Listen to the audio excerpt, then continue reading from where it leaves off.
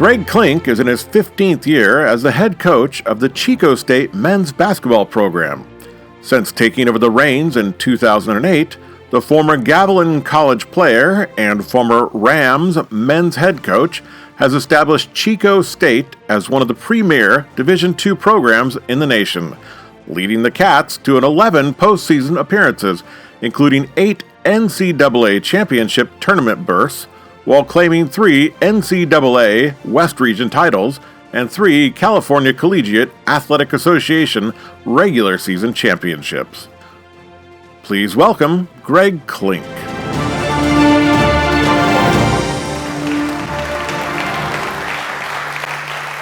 Thank you. I want to start by telling you how honored I am to be here today. I want to thank Mike Lovano and leadership Gilroy for the opportunity to be here. I love this community. I was born Wheeler Hospital, 1971.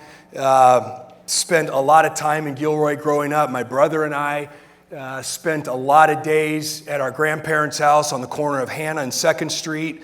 My grandfather was the first 4-sport athlete in Gilroy High history. I'm a Gavilan College Ram graduate, coached here, so to be back in this community and be able to do this is really an honor. What I'm going to talk about today is culture building. I've been the head basketball coach at Chico State for 15 years now, and what I'm going to take you through is how we built the program. Okay, I got to Chico State in 2008. I'm a Chico State graduate. I was fortunate enough to be on the basketball team for a couple years after at Gavilan College at Chico State. And going back to Chico State was a dream for me.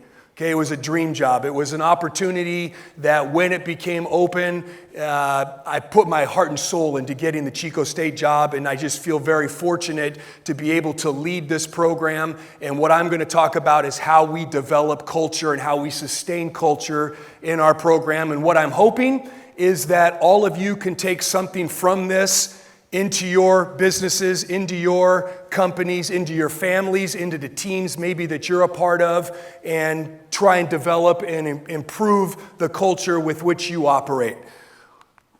One of the things that I think is most important is to have a vision. Okay, so let me talk a little bit about this. I spent 14 years as an assistant basketball coach before I got to Chico State. I worked for 4 different head coaches. I saw some great things as an assistant coach. I saw some things that I knew that we did in different programs that I was going to implement if I ever got my opportunity to be a head coach. I also saw things that weren't good. I saw things that I didn't like. I said, I'm going to do that. I'm not going to do that. So I spent 14 years coming up with a vision of what I wanted the basketball program to look like when I got my opportunity.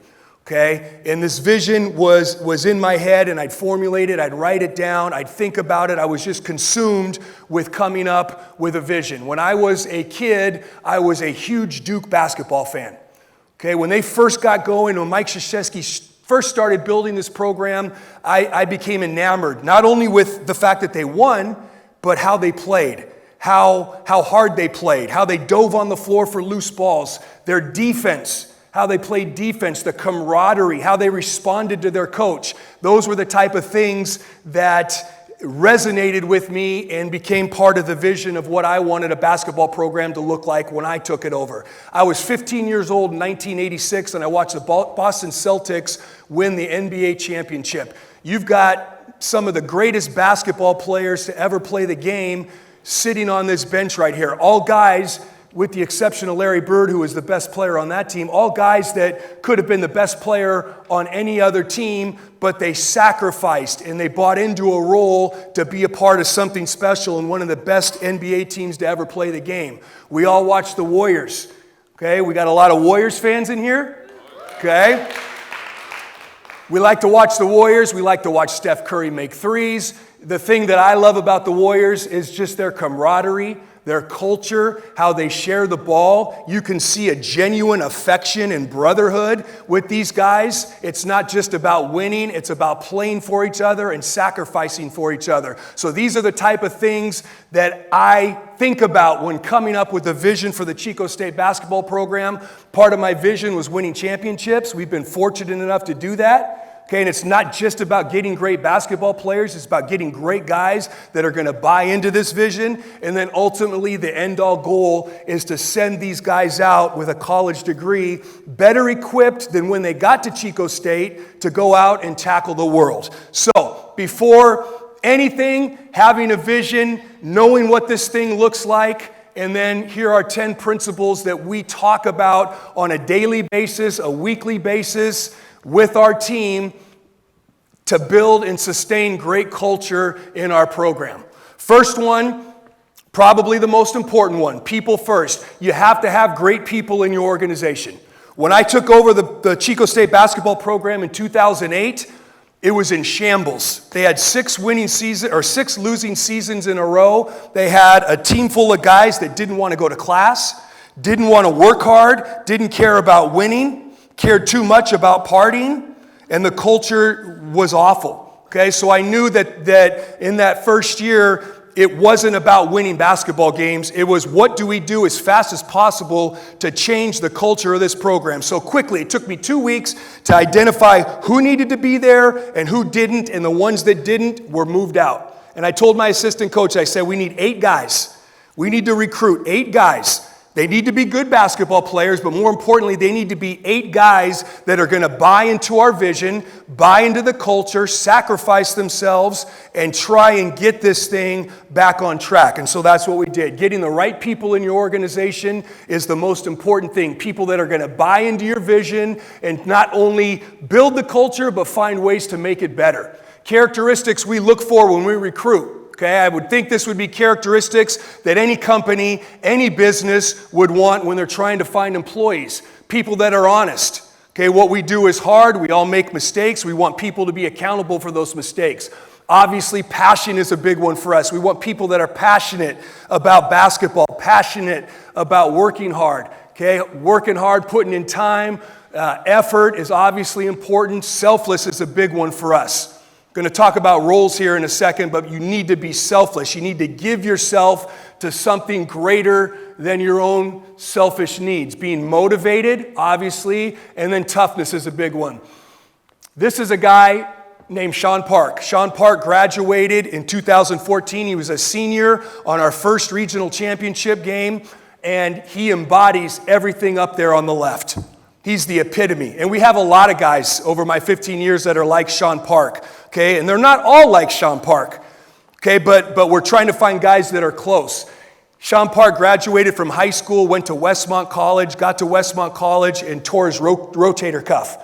Was out for the year rehabbing a shoulder injury. Transferred to Chico State the next year. We were ready for him to play as a freshman, and 2 weeks into it, he tears his ACL. So his first 2 years of college, he spent in the training room rehabbing, okay, and was just mentally tough, physically tough. Came back, played for us 4 years. After his junior year, he graduated. Okay, senior season, he was getting a master's degree in kinesiology and teaching classes at the university. So you talk about passionate, hardworking, selfless, motivated, a guy that values an education. He would be the epitome of what we look for when we're trying to find people to fit our organization. Standards we live by. I'm not big on rules where I say, hey, you have to do this or else, okay? Or if you don't do this, you're on the track. We have standards that we talk about all the time. Everything we do. Here are some examples of some. We have standards of how we conduct ourselves in a classroom. You two guys right here would be great, right? You're sitting almost in the front row. You're attentive. We talk about that. How do you interact with your professors, right? How do you act in class? Get there early. We make sure that they do that. Study hall. We have study hall 3 days a week. We get to study hall early. If study hall starts at 5, you're there before that. Your cell phone's put away. You're in your space, and when that 5 o'clock bell hits, we're working. Okay, practice. We have standards for how we practice. We practice hard. Okay, and if you came to our practice, you would never see anybody walking anywhere. It's one drill to the next drill. There's an intensity level there. We have a red door that goes into our gym, and I talk a lot about that red door. And I say, hey, don't come in that red door until you're ready to absolutely get after it. And sometimes I'll stand in the red door and I'll put my hand on the guy and I'll say, are you ready? Don't walk in here until you're ready. Go back out, get yourself going, and when you come in here, it's go time. We have standards about how we treat people in the community. Chico State is a special place. We're a Division II program, and people in our community care about our success. So we have a lot of boosters. We have a lot of kids that look up to our players. How we treat those people. We talk about how we treat them, being good role models, how we conduct ourselves downtown on campus, how we conduct ourselves in the weight room would be another example. When we go into the weight room, how hard we work, the intensity level, how we support each other, how the veterans help the rookies teach them how to lift.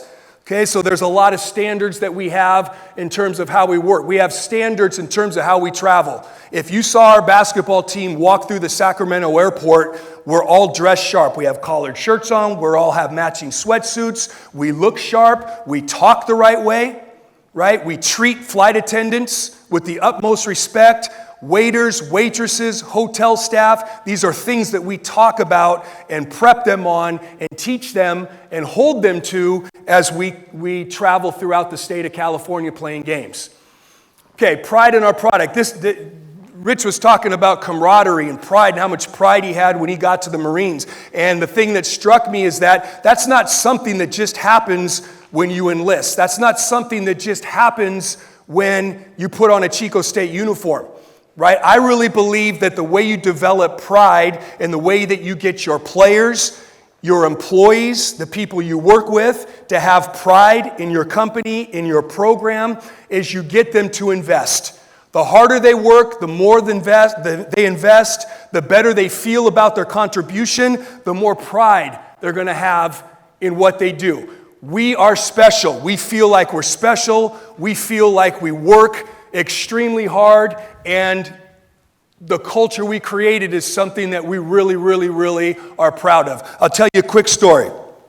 Okay, when I applied for the Chico State job in 2008, I told you I played at Chico State. I graduated in '94. I went on the interview. The interview started at 8 a.m. It ended at 6 p.m. that night. I met with the president, the vice president, the athletic director, the hiring committee. 1 hour during that day, I met with the current team. And I told you the program was not in a good spot. Okay, so there were 11 guys, 11 players in this room that I interviewed with. And so I went in and I talked to them about what the program was going to be like. I talked to them about offense and defense. And then I got into my own experience. And I'm talking to them about how proud I am to have played basketball at Chico State. Right? And I'm looking around the room, and there was no pride in the group that I was talking to. I told you that they partied too much. They didn't want to go to class. Not all of them, but majority of them. Didn't want to go to class, didn't want to win, or didn't care about winning enough, right? And you could just tell this was not a proudful group. So I took off my jacket, I took off my tie, I took off my dress shirt, and I was wearing this t-shirt. Okay, this t-shirt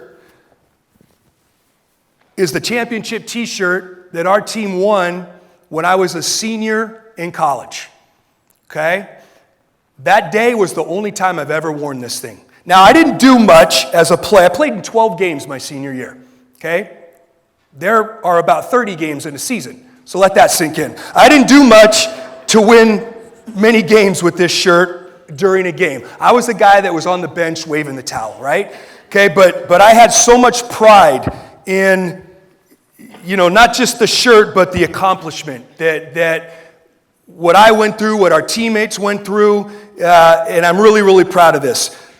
This shirt, when I take it home, is going to be folded back up, put in my third dresser drawer, left side, and it'll sit there until I give that talk again, okay? So I talk about that because I want you to know how proud I am of Chico State, how proud these guys are, and it's all because of the investment and how hard we work and what we sacrifice. The daily grind talks about what we do on a daily basis, right, to improve, okay? I don't set team goals. Like, we've won 3 regional championships, we've won 3 conference championships, and in all those years, I've never once sat in a meeting at the beginning of the year and said, hey guys, the goal this year is to win the West Region Championship. Never do that. right? Our goal is constant improvement. Our first meeting is talking about, hey, what can we do to get a little bit better every day? And if we work hard, if we have great habits, right? If we have great attitudes, and we get better every day, those West Region championships, those conference championships, those are byproducts of us conducting ourselves the right way, of us showing up every day and giving a great effort, of supporting each other and sacrificing. Okay, so the daily grind is about how hard we work. I talked about the red door. Okay, when you walk through the red door, it's go time. It's go time, and that's something that we talk about every single day, but that's an expectation, and we work hard. And that's something that we hold our guys accountable for. I think this is a big one for any organization, any business. Everybody's got to have a role, okay? And you've got to perform your role and buy into your role and do it to the best of your abilities. I think one of the best things that we do as a program is at the end of practice every day, and it doesn't just happen at the end of practice, but this is an opportunity at the end of practice. We stand around the center circle, and we talk about practice, we talk about we talk about a lot of things, but one of the things that we do are called put-ups. We all know what a put-down is. Okay, we're big on put-ups. And one of the things that I think is really powerful is when we give a put-up to somebody that maybe doesn't have a glamorous role. I had a guy last year, he graduated last year, he's playing professional basketball now, named Malik Duffy. He was an All-American, one of the best players I've ever coached. Malik had somebody every single day of his career tell him how good he was and what a great job he was doing. Okay, but then we have another guy named Josh Curls who barely plays. Great guy, great student, bought into his role, shows up to practice every single day. So oftentimes when we get around that circle, it's talking about guys like Josh Curls, right? Malik hears it every day. It's like, Josh, what a phenomenal job you did today in practice. You know how much better you're making us in practice because of the attitude you have and your ability to show up here every day even though you're not playing? We have 3 student managers. Okay, guys that aren't good enough to be on the basketball team but want to be a part of the basketball team. These are the guys that show up an hour early and sweep the floor, set up the score clock, get the balls out, right? When someone slips on the floor in practice and they're diving on the floor with a towel, wiping the sweat up, very, very unglamorous role, but we'll talk about these guys. I just did this last week. I talked about all 3 of them at the end of our practice and told them what a phenomenal job they were doing. And we wouldn't be able to operate the way we operate without their contribution. So put-ups, okay? This guy here was one of those 11 guys in the room the day I interviewed for the job. He was one of the very few that made it, okay? And I put him up there because he played for me for 3 years. So he was on the team before I got the job, and then he played for me for 3 years. Those first 2 years he played for me, he didn't play very much. And the reason is because he wouldn't buy into his role. He thought he could shoot. This man was not a good shooter. Okay? He thought he could dribble. If he dribbled it more than 2 times, he was probably dribbling it off his leg and knocking it out of bounds. But he thought he could shoot, he thought he could score, he thought he could dribble. Okay, but he couldn't do any of those things at a really high level. But the one thing he could do, like this guy could guard. He could guard 4 different positions on the floor. He played great defense. One of the best defenders I've ever coached in my career. That's why I kept putting him in. But then he'd go in and he'd take a bad shot or he'd turn it on and pull him in. So after 2 years of this, I said, hey, Josh, I sat him down at the beginning of the year. I said, hey, do you want to play? And he goes, yes, I want to. I go, no, do you really want to play? Like significantly, do you want to play? And he says, yes, I'm dying to play. I'm dying to play. I said, okay, here's what you need to do. You need to not shoot the ball. Unless there's less than 5 seconds on the shot clock and we're desperate, then hoist it up. But don't shoot it, right? Can you do that? And he kind of sighed and he's like, yeah, I could do that. I said, don't dribble it. If you dribble it more than 2 times, make a jump stop. Right? And just pass it and cut through. If you catch it at the top of the key, just swing it and cut through. Can you do that? Yeah, I can do that. I said, can you play defense? And he stuck his chest out. He goes, Coach, you know I can play defense. I go, I know. Good, so let's see how this goes. Buy into your role and let's see how it goes. He bought into his role. Okay, it was our 6th man on our first conference championship team, 2012. We don't win that thing without him. If he didn't buy into his role that year, we don't win that thing. Okay, but there's a guy that bought into his role. Here's another guy. This guy played for me, redshirted, was with me for 4 years, was with me for 5 years. Okay, barely played, but did more to develop our culture in the 5 years that he was there than any other guy I've ever coached. 2-time all-academic athlete of the year, 3.9 GPA, double major, great leader, great role model, wanted to play, knew his limitations, bought into his role, and did more, like I said, for our culture than any other player I've ever coached. This one's a big one for us, right? Why do we have athletics? There's lots of reasons why we have athletics. Okay, one of them is we, and this is how I look at it, a part of it is that I know the Chico State basketball program is a walking billboard for Chico State University. Okay, how many Chico State grads do we have in here? Oh, good, we got a few. What's the first thing that when you say you're from Chico State, what do you hear? Party, right? Party school, right? I hear it all the time. Coach at Chico State, went to Chico, that party school, right? That's the best party school in the country, right? So that's the reputation. I know when we go down south on a Wednesday night and we play Thursday, Saturday, come home Sunday, I know I've got 4 days to change that perception with everybody that we come in contact with. And it's something I take really seriously. How we conduct ourselves, how we speak to people, right? How we treat each other. Those are the things that are important in terms of trying to change that perception of Chico State from a party school. I want people walking away saying, God, did you see those 15 guys that walked through the airport? I mean, what gentlemen. Is that what Chico State's producing? Sign me up, right? I love this place. I go here all the time. My son and I drove here last night. Where was the first place we stopped? Starbucks, right? I love Starbucks, okay? Apple, I love my Apple computer. My son's got an Apple Watch. We've got iPhones.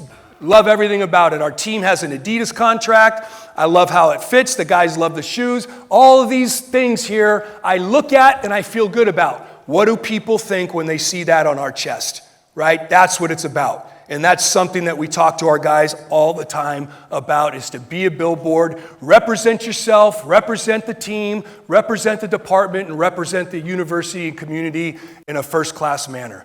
Communication. Obviously, in any organization, right, communication's key.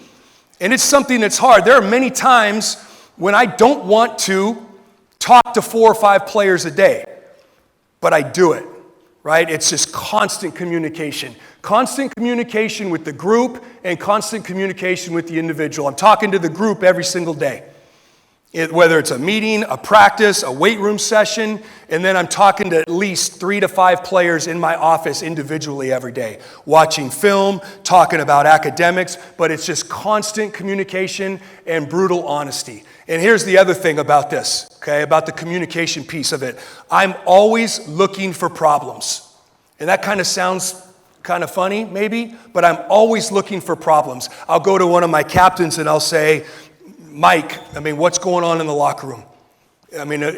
How's this guy doing? This guy didn't seem right today in practice. What's going on with him? My assistant coaches have beads on these guys, right? They tell the assistant coach more than they tell the head. What's going on with him? I'm constantly looking for problems, and I call it confronting the snowball before it rolls down the hill into an avalanche, right? And then we got big problems. And oftentimes, I really feel as leaders, we have an issue with somebody's not, attitude isn't right, somebody's not conducting them, and we want it just to go away, right? And that's why I'm constantly looking for these things and trying to nip things in the bud, but it takes an everyday communicating with your team, with your group, with your employees to try and confront those snowballs before they come avalanches.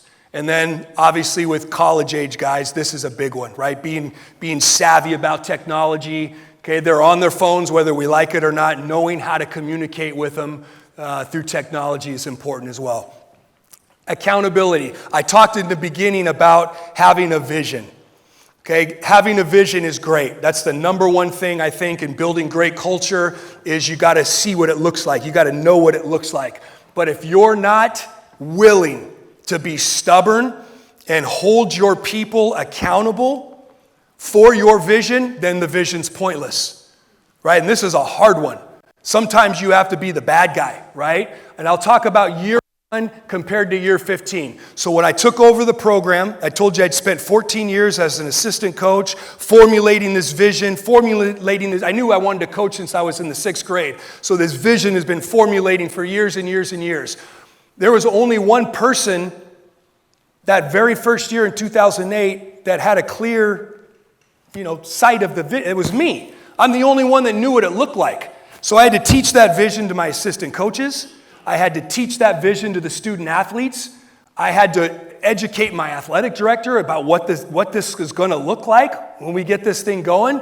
But year 1 was the hardest, right? And I wanted to win basketball games, but I knew it wasn't about winning basketball games the first year. It was about going into the gym every single day and holding them accountable for how we're going to practice. I'd walk into the gym and I'd see guys off task, I'd see guys and I would immediately, boom, you need to do this. My coaches, you guys need to hold. It's an everyday thing. Holding them accountable for how we dressed, how we talked, how we conducted ourselves in study hall. It was every single day being stubborn and relentless and holding everybody in the program accountable for the vision. Now, year 15 is a completely different deal. I walked into the gym yesterday before practice. All 16 guys are on task. 3 guys do a basket, 2 balls. They'd gone through a ball handling routine that they knew they needed to do. They're working with each other. They're conducting their own practice before we even started, right? And if somebody gets off task, more times than not, before I can get over, like we have a freshman that maybe doesn't know what they're doing, and I start beelining it for that freshman, one of our coach, I got this. Brendan Wheeler, one of our leaders, this is what we do. Puts his arm around the guy, this is what we do. We go out to here's what we do. When we travel, here's what we do, right? So it's a flywheel right now. It's spinning. The culture's going in a great deal. Now it's just about finding little things to make it better. But holding everybody accountable is extremely important. And there's still things in year 15 that we got to talk about, right? And we got to get back on track sometimes. But this one to me is really, really important in not only building the culture, but making sure that everybody's accountable for your vision. Service leadership. I don't know how many of you follow college athletics, but one of the big things in college athletics at all levels right now is a thing called the transfer portal, right? People are transferring all the time. The last couple years, the NCAA has said, hey, you can switch schools without sitting out. There used to be rules about anybody can transfer anywhere now, okay? Guys don't transfer out of our program. And to me, the reason is because we treat them so good. We are demanding. We hold them accountable, right? It's not all fun and games, but at the end of the day, to a man, everybody in our program is treated with respect, with love. And that's not a word I just throw around. I love my guys. I love them.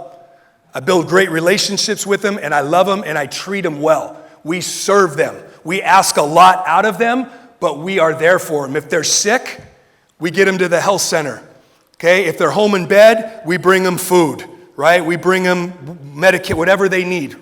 Okay? We serve them. Okay? If they need academic help, we make sure that they have tutors. We got a freshman doesn't know where to go to get a tutor for a science class. We're walking them over to the Student Learning Resource Center to get them a tutor. Okay, we're finding somebody, if they need help with the paper, we're finding somebody on campus that's going to be able to help them. Well, what can we do to help them academically? We do a lot of things at my house. They come into my home. Okay, the players throughout the program have seen my 3 sons grow up. They know my wife. They know my kids. Okay, it's not just a player-coach deal. It is a deal where I bring them into my family and we build great relationships with them that way. And then we do things with workshops. Okay, I have a professor on campus that comes in that helps them write papers, how to take notes, how to effectively read a textbook. A couple years ago, we took a cooking class. Okay, we send these guys out of the dorms, they go and they get into their own apartments, and some of them don't know how to cook, so we did a workshop on how to cook. Okay, so just things that we can do outside of basketball to make sure that their experience is great and that they're growing as individuals, not just basketball players. And then the last one, before I close up, is just about relationships. The stronger the relationship that we have with our student athletes, the stronger relationship you have with your employees, the more effective your operation is going to be. Okay? I got into coaching 27 years ago. Okay, I got into coaching. Yes, I like basketball. Okay, but that's not the driving deal for me. The driving deal for me is I love to lead. Okay, and I love the camaraderie and the brotherhood that's built through leading a team and being part of a team. And that's really what excites me, okay? If I wasn't coaching basketball, I would be trying to lead in some other area because that's what I think I'm good at, and that's what really excites me and gets me going. And one of the things that I know really builds the culture is the relationship. This guy here, number 45, Malik Duffy, I mentioned him, the All-American. He was in my office every day. One of the greatest human beings I've ever been around. One of the greatest players I've ever been around. One of the greatest people I've ever been around. The relationship with him was easy. He's in Mexico playing professionally right now. We still talk every week, okay? This guy over here, hugging 33, Kevin Warren, graduated last year. I have a great relationship with him too. His was harder though. Very introverted, very quiet. I had to pull things out of him and really work at our relationship, but it's a great relationship. Okay, so my point is to build great relationships with the people in your organization, and your culture will be that much more effective. My information here, if you ever have questions, want to talk more about this, this is a topic that obviously I'm passionate about, so feel free to email me, call me, but I really appreciate, thank you again, Mike Lovano, for having me, and the community, I appreciate being here, and thank you so much.